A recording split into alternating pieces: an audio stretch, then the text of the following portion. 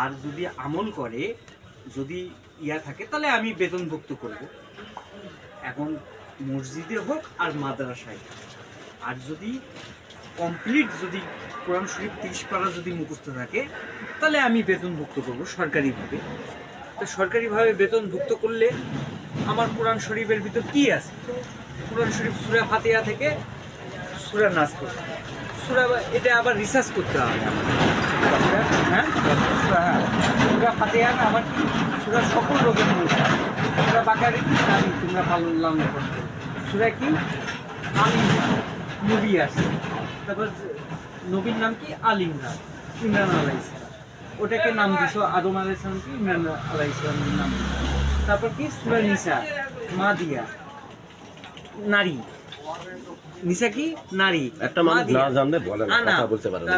পুত্র সন্তান হয়েছে। দোষারোপ দেওয়াটা ঠিক না।